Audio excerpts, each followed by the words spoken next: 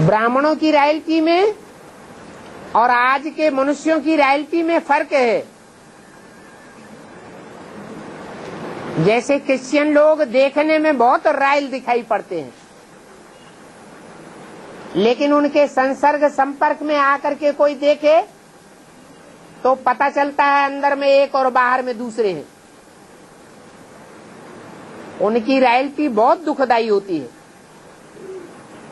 और एक है ईश्वरीय रॉयल्टी। ईश्वरीय रॉयल्टी क्या है? प्योरिटी, पवित्रता ही रॉयल्टी है। जो वाक्य बोले, जो वाणी बोले, उसमें पवित्रता के वाइब्रेशन भरे हुए हों। दृष्टि से जिनको भी देखें उनको महसूस हो इनकी रूहानियत की दृष्टि है, देवभान की दृष्टि नहीं है। कर्म इंद्रियों से जो भी कर्म करें, कोई भी कर्म इंद्रियों से अनुभव करने वालों को सुख की अनुभूति हो, दुख की अनुभूति नहीं हो, और अल्पकाल के सुख की अनुभूति ने भी नहीं हो।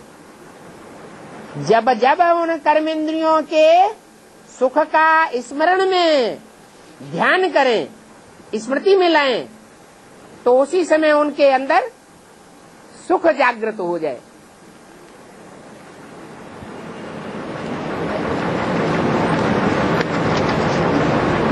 उसको कहते हैं रॉयल्टी ईश्वरीय।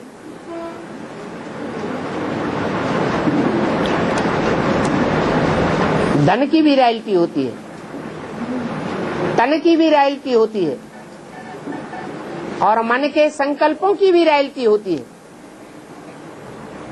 कोई संकल्प ऐसा न चले जिससे हमारी आत्मा अंदर अंदर दुखी हो जाए और नजदीक में आने वाले लोग दुखी हो जाए।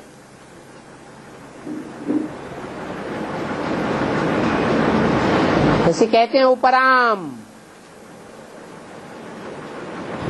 जहाँ राम होगा वहाँ पाप नहीं होगा। राम को बाप कहा जाता है। जहाँ पाप होगा वहाँ राम नहीं होगा। बाप के पास रहने की अनुभूति ही सुख पैदा कर दे। ऐसी रॉयल्टी होनी चाहिए। इसलिए मुरली में बोला है, जिसके साथ रहने से अच्छी अवस्था बनती हो सदा काल के लिए, उनका साथ करना चाहिए। जिनके साथ रहने से अवस्था खराब हो जाती हो, उनका साथ नहीं करना चाहिए। बुद्धियोग की बात है। ऐसे नहीं कि पति पत्नी साथ में रहते हैं,